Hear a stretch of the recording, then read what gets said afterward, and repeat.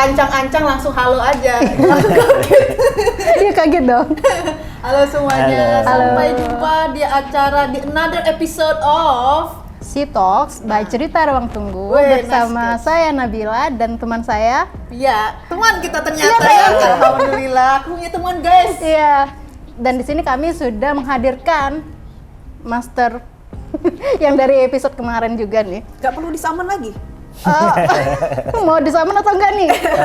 Landing lagi Iya. dong. Jadi dari minggu Mas lalu editor. dia udah ada di sini sih. Iya. Berarti nunggu terus di sini. Dari nunggu. Nah, Oh ya ampun, Pengen penghuni Mas Ayat kantor ya. nih. sini, emang nginep sini sih. Oh, Oke. penghuni kantor nih. Tapi nggak apa-apa, kali ini kita nggak usah main saman-saman lagi guys. Kasihan mas editornya tuh guys, gak nyengir dari kamera tuh. Siap, I got your back. Jadi kita hari ini bakal ngobrolin apa? By the way, ini karena seperti obrolannya panjang nih. Jadi aku izin pakai HP ya guys ya. Bukan promosi, tapi emang karena obrolannya banyak. Ini aku catat nih, udah aku catat pertanyaan-pertanyaan aku karena kita hari ini mau ngebahas apa nih? Kita ngebahas yang 2 hari lalu, tanggal 17 Oktober lalu kita ngebahas tentang Sri Asih di Twitter Space Oh, itu bersama rame tuh ya. Kak Upi kan. Di situ kita dengerin Kak Upi cerita tentang mengapa sih Sri Asih dimundurkan tayangnya. Terus behind the scene di balik pembuatan Sri Asih gitu. Seru banget itu. Tuh, kalian denger nggak tuh? Weh, denger nggak kalian? Tuh rame banget ya. Kemarin Iya. tuh dari Mas Oyas juga ikutan denger Iya nih. dong. Udah, harus iya dong. Wajib. Iya, ada Mas Oyas, ada Mbak Upi yang somehow sering banget dipanggilnya Bang Upi. Itu Mbak loh, seorang Mbak Upi. Udah Terus- jelas-jelas di video dan suara ya. Iya ya, suaranya tuh ya Kan ini Mbak panggilan banget. akrab. Oh, betul. Ya, oke. berarti yang panggil Bang tuh juga sayang banget gitu ya sama Iya. Mbak Upi. Tadi itu ada Mas Bang juga. Oyas. Bang Oyas. Oh, Kesannya oke, tuh Bang beda Oyas. banget. Terus itu kemarin yang datang juga Bang Doko ya. Mm-mm. Yang tadinya kayaknya mungkin direncanain cuma 1 jam, itu sampai hampir tengah malam tuh ngobrol Iya. keasikan kayaknya. Karena udah lama gitu ya nggak ngobrol sama rakyat bumi langit, kangen gitu. Jadi pada ngobrol. Tapi sebenarnya yang pengen aku tanyakan adalah dari semua yang dipaparkan kemarin, kan mulai dari apa sih? Behind the scene-nya, Behind the alasannya. scene, alasannya yang aku pengen tahu tuh sebetulnya kan katanya Bible-nya udah dibikin ya sama Mas Jokan Ya. semuanya. Itu kira-kira ada nggak sih hubungannya sama komik ya? Sama komik Sri Asih sendiri atau dari semua Bible yang katanya udah dibikin sama Mas Jokan, ada nggak sih sebenarnya hubungannya sama komik-komiknya gitu? Ya sebelum film pertama malah ya, sebelum Gundala, sebelum announcement Jagat Bumi Langit, ya tentu kita pasti ngobrol dulu. Di situ ada kita, ya maksudnya dari Bumi Langit Komik waktu itu memaparkan kalau Jagat Bumi Langit ini seperti ini. Oke. Terus dari Bang Jokan ngeliat, oke, cuma memang nggak semua yang ada di komik itu bisa masuk ke film karena mediumnya memang beda ya. Oke. Kalau komik kan memang mau apa aja bisa kejadian gitu ya. Tapi kalau di film karyanya beda, tidak nggak semua bisa langsung diterjemahkan apa adanya. Dia harus diolah lagi supaya believable. Karena settingnya kan pasti nangkap realita, jadi harus lebih down to earth, nggak bisa terlalu fantasi edan gitu ya. Jadi banyak adjustment tone, termasuk nanti hubungan para karakternya juga akan ada banyak penyesuaian. Karena yaitu balik lagi ke tadi, kayak misalnya untuk menampilkan kalau ditarik misalnya Jaga Bumi itu kan setnya kalau dibikin film budget berapa gitu kan misalnya ya. Semoga ada orang baik hati yang mau memberikan dana gitu ya, alhamdulillah ya. Amin, Semoga amin. Bumi Jadi, Langit rezekinya lancar. Jadi ya pendekatannya lebih down to earth, lebih grounded. Jadi dan ya konsep Bang Jokan asik sebetulnya bahwa jagoan-jagoan itu jadi seperti tetangga kita gitu ya. Maksudnya kita bisa percaya gitu bahwa ya bisa aja nanti misalnya ada tetangga kita yang ternyata punya kekuatan petir gitu. Dan jadi nggak terlalu apa ya, nggak terlalu melambung, nggak terlalu fantastis gitu ya. Oke, kalau misalnya ngomongin soal Bible nih, kalau yang di Bible di film kan Bang Jokan. Kalau Bible di Bumi Langit nih, Kalau Bumi Langit itu dulu waktu 2016, waktu itu kita masuk, itu dibentuk tim editorial. Ada timnya ya? Nah, tim editorial. Jadi selama kita baca dulu komiknya, komik-komik klasiknya ya, cergamnya. Habis itu kita petain tuh, udah kayak film detektif deh. Jadi ada papan gede, ada tempel-tempel, ada benang-benang gitu, paku payung segala, kayak cerita detektif kayak gitu. Kayak psikopat serial atau killer detektif gitu ya. Kalau mau bunuh orang di sini, di Iya, sini. jadi gitu. kita tempel-tempelin stick note apa? Ya stick note banyak banget. Terus kita hubungin, oh ini hubungannya sini, pindah sampai akhirnya dalam 6 bulan baru bisa tuh untuk satu jagatnya, Mas. Tapi kan kita sebelum susun jagat kita tetap mulai bikin seri ya. Waktu itu yang pertama kita bikin si Buta Revolusi. Oke. Sebelumnya udah ada sih yang di Kompas itu ya, yang klasik. Tapi kita mau bikin ini. Jadi kalau sebelumnya yang di Kompas itu komik strip, kita bikin memang satu-satu tapi belum dirancang jagatnya. Habis itu baru kita bikin rancang jagatnya. Jadi sambil si Buta jalan, terus yang kedua tuh Mazah, terus Aquanus, terus Virgo, akhirnya semua ngikutin plot dan oke. Akhirnya bisa, dan ini masih belum berhenti sampai kita masih tiap minggu ngomongin jagat. Berkembang terus, diperdalam lagi, angka tahunnya dipastiin dan seterusnya. PR-nya banyak. Belum selesai, padahal udah 5 tahun. Wow, oke, panjang Memang banget sulit itu. ya, kayak karena memang seluas itu ceritanya, gimana ngehubungin sama semua karakter-karakter Bumi Langit. Dihubungkan, terus juga tadi ada penyesuaian juga ya, kayak misalkan tone segala macem gitu. Selain itu ada lagi nggak sih yang disesuaikan gitu? Iya, pertama kan kita ngenalin nih. Jadi pembaca baru itu kan nggak kenal gitu ya, generasi sekarang tuh belum kenal. Kalau generasi saya, generasi di bawah saya yang satu angkatan gitu, mungkin masih sempat ngalamin baca cergam. Oh, itu sekitar tahun berapa? Ya kelahiran 70 lah ya. Oh, oke. Kelahiran Saya 70, masih konsep 80. kayaknya. masih Masih konsep kasar, masih di proposal. desain karakter ya. Betul. Iya, jadi setelah itu kan sempat vakum. Baru tahun 2014 ya, 2013 gitu. Baru tuh kita masuk di Kompas. Jadi sebelumnya masih bukan cuma sih, 10 tahun pertama itu kita remaster.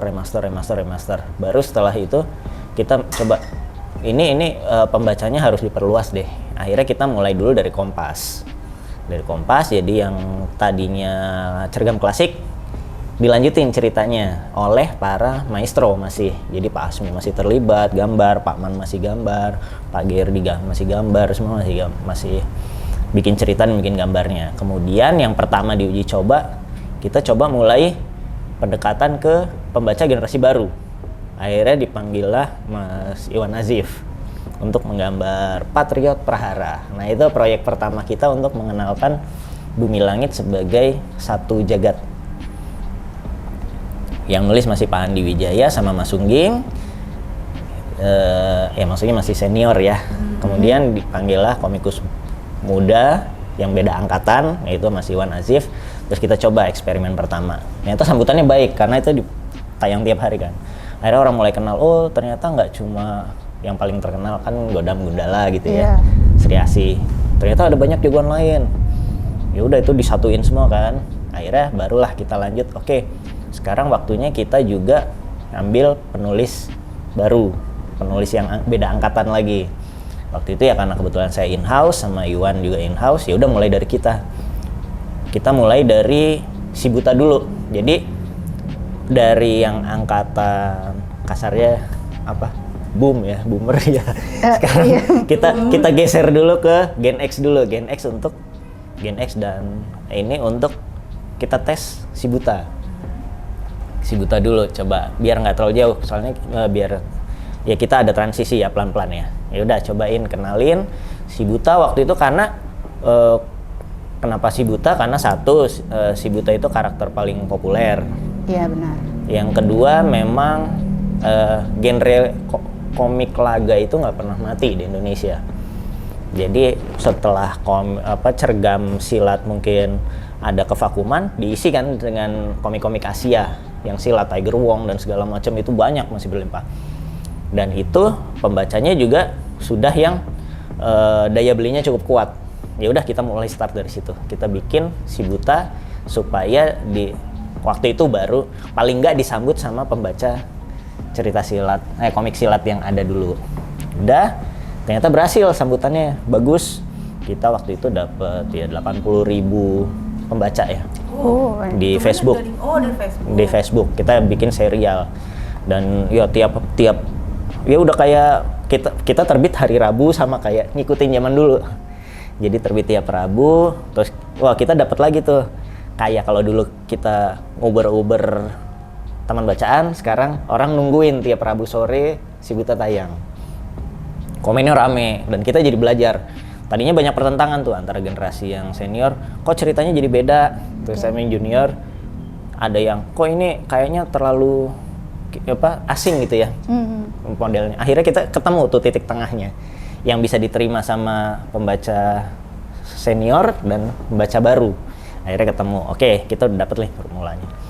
Habis itu kita coba lagi ke baru kita turunin ininya lagi. Kita sekarang coba nyasar yang generasi berikutnya, pembaca berikutnya ya, milenial. Coba kita coba. Akhirnya kita coba ada 3 yang kita uji cobakan. Itu Sri Asih, Maza sama Aquanus. 3 seri itu. Tapi sebelumnya kita bikin peta dulu sih sebetulnya. Kita bisa karakter-karakter itu tuh coba kita lihat pembaca tuh karakteristiknya gimana aja sih ya. Misalnya kan ada pembaca perempuan, ada pembaca laki-laki, ada yang usianya yang adult, ada yang teen. Nah, terus karakter-karakternya yang kita punya dipasang-pasangin nih. Kayak misalnya kan ada yang pembaca yang senengnya dunia game dan lain-lain. Ntar ada pembaca yang senengnya dunia musik. Nanti ada senjatanya, ada yang seneng urban art, ada yang seneng misalnya yang lebih dalam lagi, misalnya sejarah dan ini. Terus kita bagi-bagi pasang-pasangin. Akhirnya kita bisa lihat kan sekarang. Oh, kayak Maza misalnya dia action painter dan urban artist gitu kan. Nanti Virgo di musik. Jadi kita coba sasar ke segmen-segmen yang berbeda. Udah, eksperimen kedua Sri Asih, Maza sama Aquanus. Terus itu kan dari tiga segmen pembaca yang berbeda juga. Tapi kita masih cobanya di Facebook. Tapi untuk pembaca yang lebih muda. Berhasil lagi, ternyata hype. Satu seri aja, satu episode tuh bisa dibaca 48.000 gitu ya komennya sama likes-nya gitu ya. Sekali satu episode. Ya udah, terus kita cobain lagi. Kita cobain yang lebih muda lagi. Kita cobain dengan Virgo and the Sparkling. Mediumnya juga udah bukan Facebook lagi karena generasi angkatan itu nggak medsosan di Facebook. Tapi bacanya webtoon, komik. Ya udah. Nah, akhirnya kita turun lagi, kita bikin untuk webtoon dan kita cari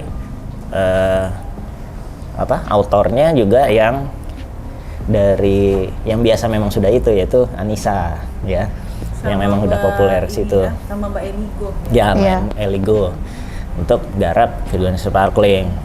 Ternyata meledak kan, yang tadinya masih puluhan ribu, akhirnya meledak jadi jutaan kan. Jadi jutaan udah jutaan view.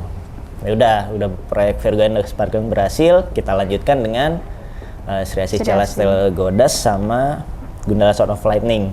Dan itu memang karakternya dipilih memang karena ya mau ada filmnya kan, Gundala sama Sri Asih. Kalau Virgo tadinya belum dirancang ada filmnya. Jadi kita emang mau bikinnya film Gundala, Sri Asih. Disiapkanlah komiknya untuk ngenalin ke pembaca baru. Virgo and Sparkling itu sebuah uji coba yang berhasil, yang akhirnya karena dia berhasil dia dibikin film. Makanya kita ngelihat Virgo yang berbeda kan dibanding Virgo cergam klasiknya. Sudah di pembaca remaja kita coba lagi lebih bawah lagi ke anak-anak. Oke, anak-anak baca komik nggak? Baca sih, tapi yang lebih banyak ternyata adalah di televisi. Anak-anak itu nonton film kartun, makanya kita nggak bikin komik. Sempet sih bikin komik, tapi kita coba eksperimentasi untuk audiens yang lebih luas. Akhirnya kita bikin film animasi seri TV Patriot Cilik. Nah, begitu Patriot Cilik kan udah kan dari yang tadinya jutaan viewer jadi puluhan juta viewer.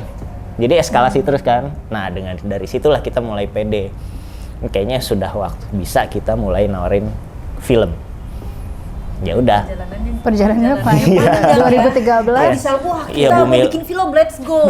Bumi Langit berdiri 2003. 2003. 10 tahun pertama sampai 2013 itu kita remaster klasik. Dari 2013 sampai 2019 berarti 6 tahun kita ngumpulin audiens dulu sampai akhirnya kita cukup pede untuk ini kita bikin film, dan itu disambut ya terima kasih kepada Sirian Play akhirnya menyambut film Gundala. Jadilah Gundala dan dicanangkanlah Bumi Langit Cinematic Universe sekaligus gitu. Terima kasih juga buat rakyat Bumi Langit ya yang dari awal kita mulai begini sampai sekarang kita akhirnya bisa itu bikin film dan masih ditunggu juga hingga saat ini meskipun dari 2003 tuh ya. Banyak hal-hal yang terjadi ya, alhamdulillah terima kasih. Berapa tahun udah 2003? Hampir 20 tahun depan 2023. Iya. Iya ya, hampir 20 tahun. Iya. 20 tahun guys, dan kita memang terus belajar ya, emang trial dan error, nggak bisa semuanya tuh langsung sempurna. Kalau kita buka kesempurnaan hanya milik Tuhan. Iya, tiba-tiba langsung religius ya. Apa? Seperti kata dosen saya. Apa tuh? Pohon tumbuh tidak tergesa-gesa. Tuh, kembang juga nggak bisa tuh tergesa-gesa ya. Kalau mau mekar, ada tuh kalau yang dipaksa malah jadi jelek. Makanya kita pelan-pelan aja guys. Tapi Iya, kita terus belajar ya. konsisten tiap minggu terus rilis. Oke, seperti dari tadi aku melihat kakak Nabila, Ayu Nabila ini sudah punya banyak pertanyaan. Soalnya tadi tatapannya tuh, aduh, aku yang bertanya, kapan nih aku bisa ambil kesempatan? Silakan. Oke, balik lagi ini ke awal tadi kan kita bahasnya Twitter Space Sri Asi karena kita lagi menunggu menuju ke Sri Asi Movie kan. Kalau menurut Mas Oya sendiri nih pengalaman untuk mengadaptasi Sri Asi yang punya Pak R.A. Kosasi ke Sri Asi yang ada di Comic Universe ini gimana sih? Ya, itu tricky juga ya karena pembacanya benar-benar sama sekali berbeda. Pembaca tahun 54 sama 2000. Waktu itu kita mulai lagi 2016, mulai bikin Sri Asi lagi. Udah rentang beda 50 tahunan kan, lebih. Jadi pembacanya udah sama sekali berbeda. Ceritanya juga beda. Kalau dulu ceritanya tuh simple ya. Jadi superhero pokoknya ada kasus, Sri Asi datang hajar. Nggak selalu hajar sih. Malah Sri Asi cenderung menghindari menghajar secara langsung gitu ya. Menyelesaikan masalah, dah gitu, satu case selesai dan ceritanya putus-putus, simple. Kalau sekarang dikasih seperti itu mungkin enggak terlalu dimakan ya kasarnya gitu, nggak terlalu dimakan sama pembaca sekarang. Kita mesti sesuaiin lagi. Ya udah akhirnya kita lihat dulu pembacanya yang disasar seperti apa. Waktu itu kan barengnya setelah si Buta ya. Jadi pas angkatannya tahun 2017 itu bareng Aquanus dan Maza. Kita lihat pembacanya adalah untuk Sri Asi ini kita coba sasar pembaca yang remaja lebih besar ya, yang adult gitu ya. Jadi kita coba, Sri Asi ini Pak Kosasih dia menggambarkan sebagai perempuan yang mandiri. Nah kita juga coba sasar perempuan mandiri gitu ya. Jadi kan di sini perempuan mandiri, aktivis, coba kita pasang itu dan pembacanya ya di situ ya. Akhirnya kita coba bikin ya profilnya hampir sama sih. Kalau di sini mungkin lebih spesifik jurnalis, di sini aktivis. Jadi kalau diceritanya Ganis itu mahasiswi S2, jadi udah lulus kuliah dan lagi S2 dan dia magang di sebuah LSM gitu. Jadi kita sasar pembaca yang mungkin biasa baca novel juga dan gimana supaya bisa ikut baca komik juga gitu. Yaudah dibuatlah Ganis dengan sosok seperti itu untuk segmen itu. Kemudian ya itu setelah Virgo berhasil kita coba kayaknya kita perlu juga mengenalkan Sri Asih ke angkatan yang lebih muda. Ya akhirnya kita